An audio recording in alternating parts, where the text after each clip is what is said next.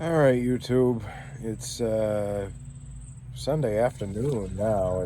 It's as implied by me saying it's afternoon. It's afternoon. Haven't made a video in about a month. It looks like I was looking up the stuff, and looks like I hadn't made a video in about a month.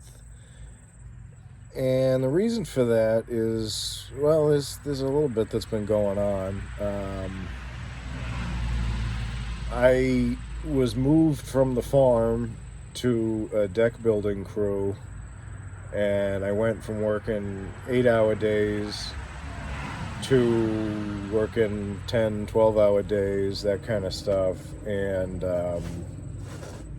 driving over an hour from my house to work on these decks in a development down in the southern part of the state. And it was not working. Like, it was not sustainable for me.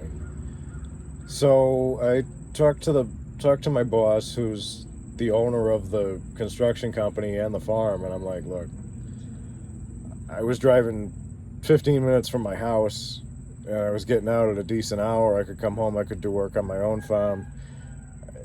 It's just isn't like, this isn't sustainable for me. I'm not gonna be able to keep doing this. And he said, all right, I'll move you back to the farm. So I did the deck building for 2 weeks, and then he put me back on the farm because there was just no way I was going to be able to keep doing that. It was too much of a commitment when I got hired to work 4 days a week at 8 hours a day to, basically work on a farm. But so that worked itself out. I'm back on the farm doing farm stuff and enjoying that, and it's good to be back. I spent this past week doing nothing but farm work, and it was really nice just to be back in that environment and not have to drive so far down to the southern part of the state and do that kind of stuff. Yesterday, though, my son and I went out to Tractor Supply to get feed for the livestock, and I come home, and my wife had, when I left, had been sitting in one of the chairs and just kind of, I think she was watching Downton Abbey or something. And so I'm like, okay, she's not there and the TV's turned off. That's kind of weird. So I call out to her. I'm like, Jen, Jen, where are you? And she had fallen. She tripped over one of the dog toys and hit the back of her head. And somehow she had gotten up from where she fell and ended up in our bedroom, and she was trying to put clothes on because she knew she had to go to the hospital. And she had about 1.5 inch lac on the back of her head, and we were concerned that maybe she had a concussion, maybe she might have had a brain bleed because she hit her head really, really hard. So we called EMS, which around here is run by the fire department, and they took her to Rhode Island Hospital, which is the level 1 trauma center for the state. And I'll tell you what, when I was a paramedic, I knew the healthcare system was broken just by seeing the way it worked. Being on this end of it, being on the patient side and not the provider side, it was painfully obvious how broken the healthcare system in America is. So now, she had what's known as a mechanical fall, which means she tripped over something, in this case a dog toy, and fell backwards and hit the back of her head on a wooden box that my father made years ago, and we just use it as like a storage chest now. And she had dizziness, she had nausea, she had pain in her head, down into her neck, and everything. So she's good, by the way. She's okay. I should probably have led with that.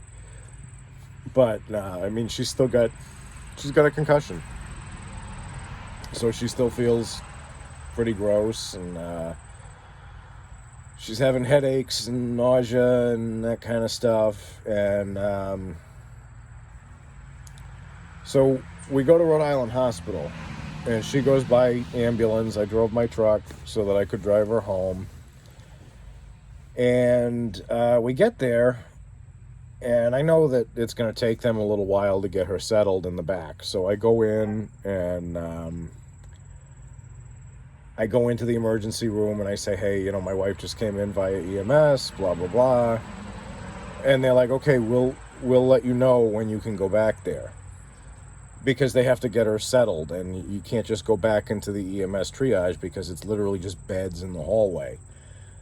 And so I'm like, okay. I sit down in one of the chairs. This was about noon. Little after noon, maybe 1:15 noon, 1/2 noon. And I'm sitting there, I'm waiting. It's 4:00 before they let me even go back and see her, and it's only for 5 minutes. Because they had no beds. They had no place to put her. They had no room to put her in. They had nothing. And so I go back there, and she's a mess at this point. She's crying. She's in more pain because of the collar that she's wearing and everything. The C-collar, the immobilizer, C-spine and everything. And she's just a mess. And nobody is available to do anything to help her because they're all dealing with drunks and psychs. And I think they had 2 codes going on when I went back there. They were doing CPR in 2 different rooms. And there's no staff. So, I sat with her for as long as I could before they sent me back out to the waiting room. So I think they gave me like 5 minutes with her. And then they sent me back out to the waiting room. And like I said, this was like 4:00-ish. I don't hear anything from them again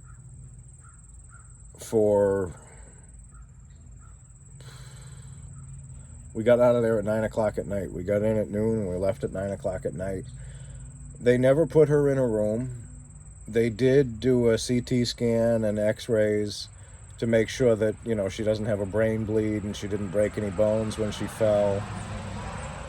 But there was never any way to put her. They couldn't put her in a room because there were so many people there. And it was upsetting seeing it from the other side. Like, I know people have a lot worse horror stories than sitting in the ER for days, and we were just there for 9 hours. But she came in with a head trauma. That's a real thing. Like, she could have had a brain bleed. She fell onto the back of her head. That's a trauma alert. You call that in as I've got a head trauma. And that's supposed to take some kind of precedent. But there's all these psychs and drunks and idiots screaming and yelling that are taking up all of the people's time, and they can't go over and deal with her, and they can't help her, and she had to sit there. And I mean, they wouldn't even let her walk because they had to clear her, and they didn't let her walk for like 6 hours, and she had to go to the bathroom. They made her go in a bedpan in the friggin' hall. And I get that it's not the fault of the staff that's there. They're doing the best they can with what they have. They can't go on diversion because they're the only level 1 trauma center, so ambulances from all over the state and from southern Massachusetts are coming. While we were there, a helicopter from Connecticut landed with a trauma, presumably. And I get that they're that busy, they're that slammed. But the reason they're that slammed is because the healthcare system is so broken. A few years back, I was having stomach problems. I had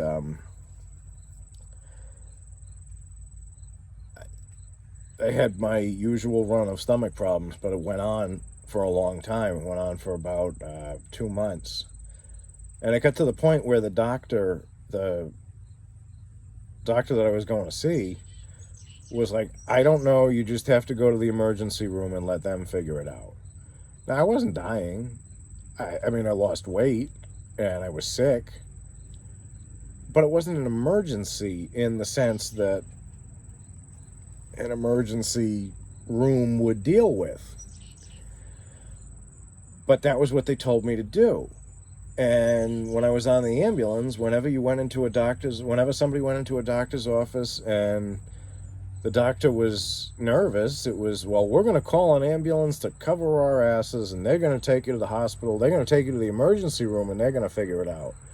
So the emergency room is not about helping people who are having true life-threatening emergencies. It's about doctors' offices and nursing homes and long-term care facilities, other hospitals saying, we don't know what to do, we're going to send you there and they'll figure it out. And because of that, you have to sit there and wait for hours on end for them to do the most basic care, and then they send you home, and then they just, okay, you're done, get out of here. It's not their fault. It's not the hospital's fault. It's not the nurses, the doctors, the patient care techs, the whatever. It's not their fault. It's the fact that this system is so broken that if there's any confusion, it immediately goes to the emergency room. So the people who are having actual emergencies don't get care, because there's so many of these people there that don't even that need some other kind of care that's not available to them because it doesn't exist in this country. And yes, I know that third world nations have it a lot worse, but we're the only developed nation in the world that has for-profit health care. And that's exactly what's causing this problem. Because for every one of those people who goes in there, somebody is paying. Whether it be the insurance companies, whether it be Obamacare or Trump Care, whatever the bullshit is now. And it's to the point where the healthcare system is not about healthcare. It's about making as much money as possible. And it's about covering your ass so that you can't get sued, so that somebody else can make your money. And because of that, my wife had to sit in a hallway and get her head stitched up in a hallway and use a bedpan in a hallway.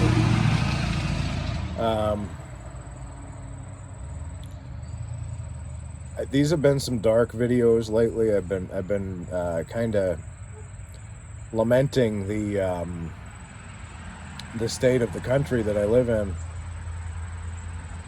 And I know that's not why you come to this channel. I know that's not why my less than 100 subscribers have subscribed. But the reason I started this channel was it was during COVID, and I was scared. And I wanted a way to deal with that fear and to share that so that I didn't feel so alone during lockdown. And it's just a natural extension of the channel now that I see these social issues, I see these cultural issues that we have, and I have to talk about it. Not so much to make you aware of it, just to try and make sense of it myself. And it's upsetting to know that this is the state of the world that we live in today.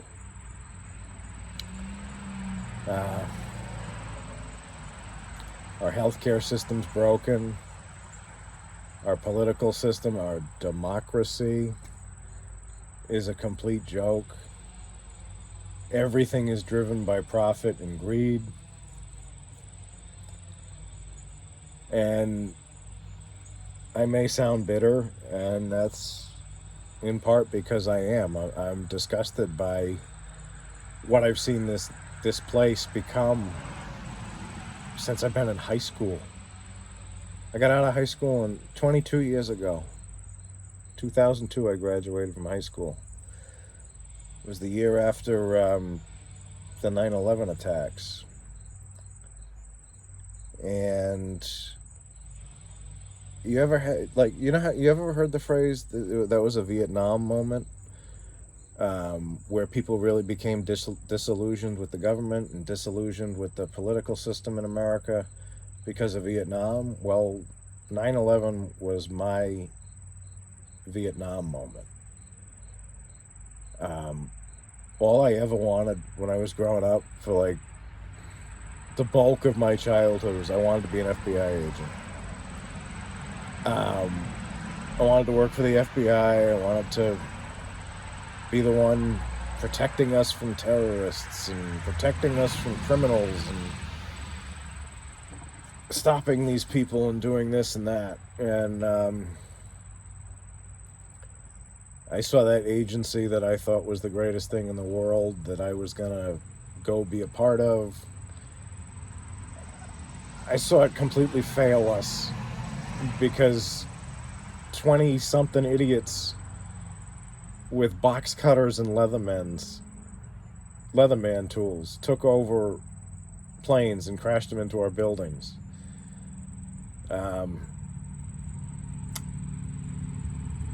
Eisenhower said, if you make war profitable, you'll always have war. The war on terror is that whole Operation Enduring Freedom, or whatever bullshit we called it, that maimed and killed how many people in my generation. That's the perfect example of that.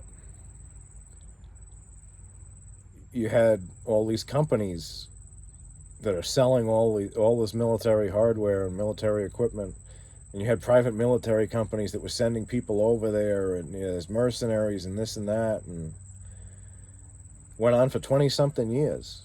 20-something years. And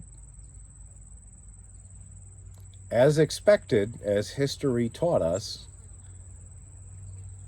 Afghanistan still proved to be the graveyard of empires. I was listening to something this morning while I was making breakfast, talking about cryptid creatures in Afghanistan, and Afghanistan is the only place in the world, in history, that has never been conquered. And because of our greed and arrogance and our profit-driven war machine system, we did the same thing that Napoleon did. We did the same thing that Alexander the Great did. We did the same thing that the Russians did, and we did the same thing that the British did. And a bunch of guys in caves defeated all our technology because all they've ever known is guerrilla warfare fighting from caves against someone stupid enough to try and conquer them. And you may be wondering how this has anything to do with the healthcare system I was just lamenting. And it's because it's profit driven. Money is what's killing people in this country, whether it be kids who join the military and get sent to the graveyard of empires, or it's people like my wife who, thankfully she's okay, but let's say she had a head bleed. Let's say she had something serious, more serious than just needing the stitches. She sat in that emergency room in a hallway for 9 hours. because the ambulances just kept coming in with... I spent 12 years as a paramedic in Boston. 99% of the calls that you do on an ambulance are complete and total bullshit. And you take them to the hospital so that they're off the street and you don't have to go back out for them when they call 911 again in 20 minutes for toe pain or for whatever bullshit they think is a life-threatening emergency. Psychs, drunks, depressed people who quote-unquote want to hurt themselves. There's no care system for these people, so they end up in an emergency room clogging everything up when there's real life-threatening emergencies. If my wife had a brain bleed and she sat there for 9 hours with an undetected brain bleed because they didn't do scans until like 7 hours into her sitting there, she would have been dead. But the drunk idiot on a stretcher who was fighting with security guards and nurses was clogging things up. They couldn't care for the people who actually needed care because there was no one other than the emergency room to take care of this guy and the countless others that were in there yesterday.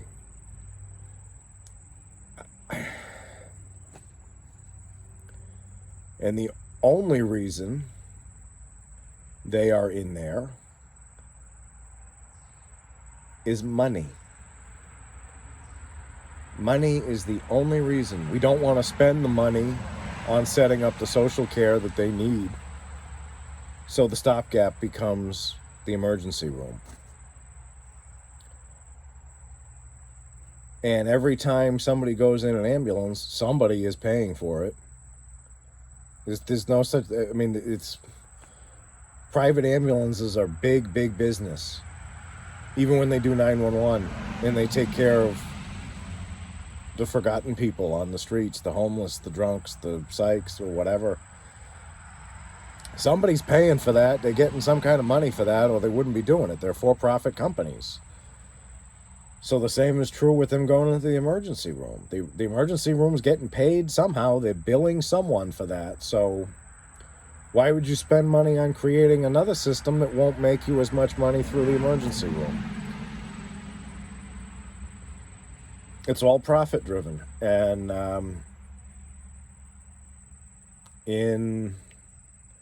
I'm 40 years old. In my lifetime, I have seen profit-driven things destroy the healthcare system. I've seen kids that I went to school with who joined the military get killed and seriously injured, fighting wars that were only being fought for profit.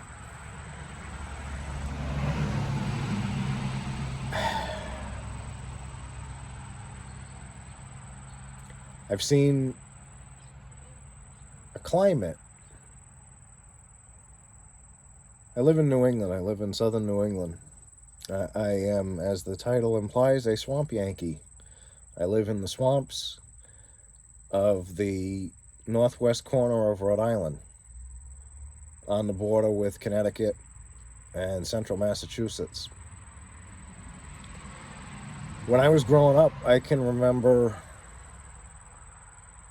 going trick-or-treating on I almost said Thanksgiving, on Halloween, and it was snowing out. It was that cold, it was snowing out.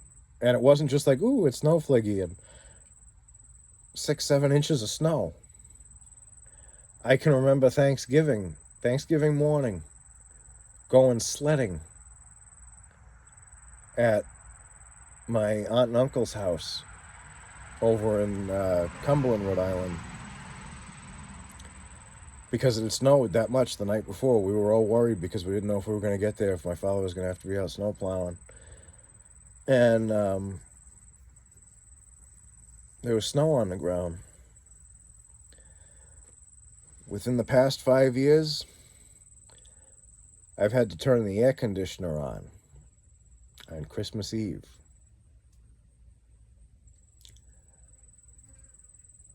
And what does this have to do with the broken healthcare system and the military-industrial complex? Why do you think the climate has changed so much? Because burning fossil fuels makes all that money. Is it going to kill the planet? Who cares? The rich white men in their 80s who are never going to have to deal with the problems they're creating are making money hand over fist.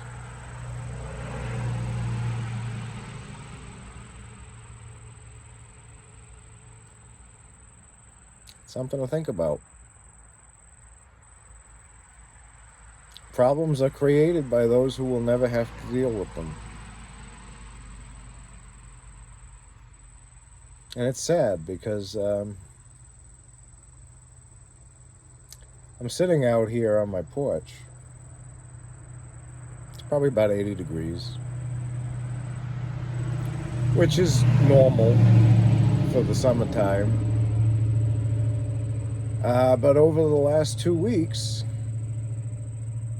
3 weeks, it has been in the upper 90s with heat indexes into the 110s. Now, maybe you get a day or two like that here and there when I was growing up, but these prolonged heat waves where you literally feel like you're going to die if you're working outside, they weren't this bad.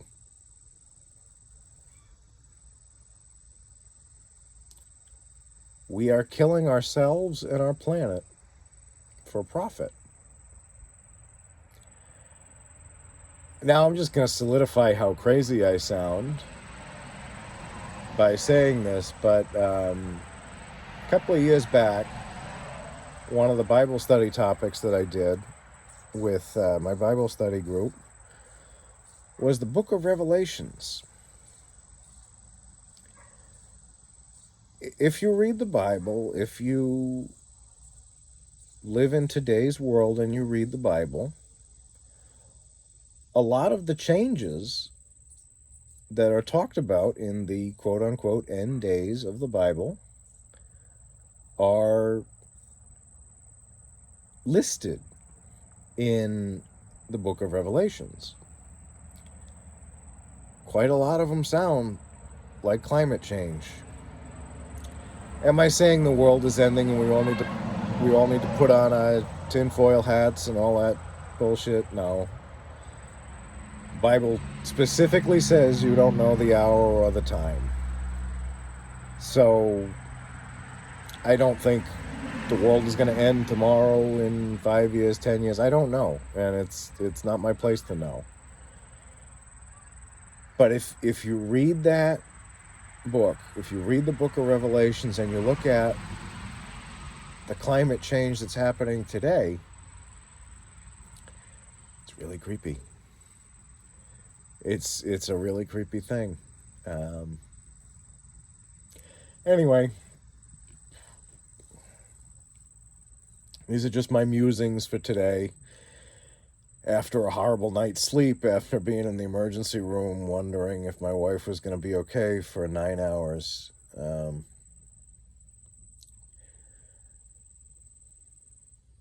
Been a rough month, and yesterday was a rough day, so naturally this is where my mind goes, but I've been rambling for a half hour, and you all probably think I'm crazy, which maybe I am. I'm not going to do anything crazy. I'm not stupid. I'm not a weirdo. I mean, I am weird, but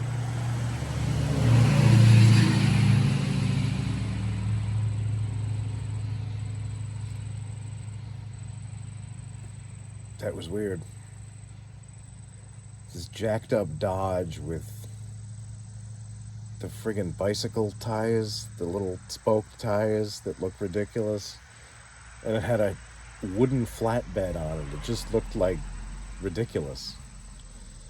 Anyway, I'll stop rambling. I'll stop babbling on and on here. This is just to get some feelings out. I hope wherever you are, you're comfortable and that God is with you. Thank you.